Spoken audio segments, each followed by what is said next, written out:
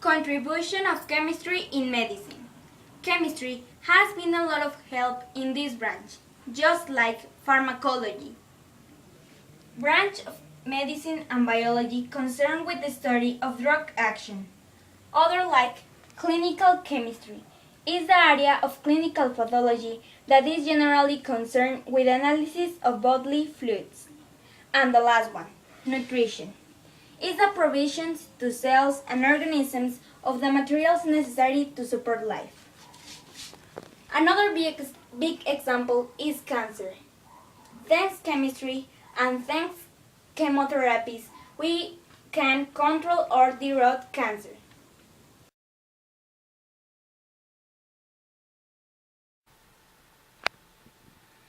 The chemistry has been some of the most important science in the advance of the humanity, but also it has helped to the destruction of this with the development of many weapons, and not normal arms because these are the chemical weapons.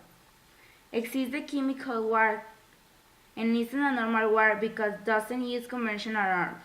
In the chemical war, the arms use the toxic properties of chemical substance for kill or hurt to the enemy. This war started in the First World War when Germany used some cans with chlorine. These attacks were used for make cutaneous and pulmonary damages. The Chemical Arms Convention declared in 1993 illegally use, production, and storage of this arm, but the man not only conforms to the production of weapons based on chemical reactions, but also have manipulated the atom to create the atomic bomb.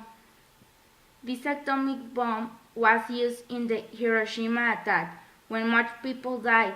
This is the main example of the application of the chemistry in the war, where I think that these contributions are so important for the technology, but doesn't is a good example of chemistry contribution in pro of the lab. But finally, the chemical is essential for a better life and elaboration of new weapons. This is the place where we live, and global warming is destroying it. Global warming is the rise in the average temperature of Earth's atmosphere and oceans since the late 19th century and its projected continuation.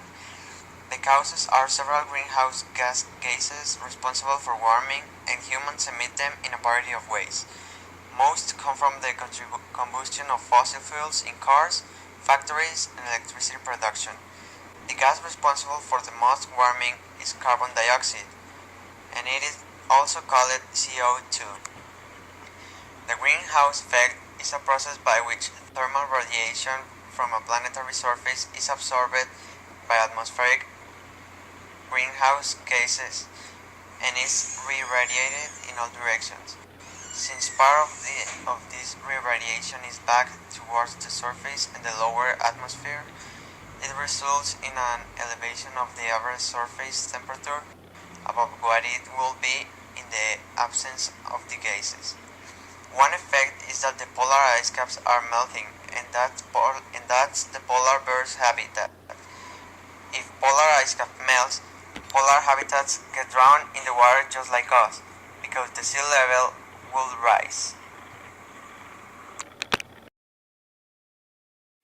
The three best options to solve the problem. The melting of ice caps threaten the weather of Mexico. The first one. Imagine that cans have value of 2 pesos each one. People might recycle and get money, so pollution can reduce. The second one. Leave the car for a moment. Take a bus and use your bicycle to help the environment. And the third one. Talk with the factories to associate them because pollution can be less, even more. Those three greatest options can help to reduce the global warming.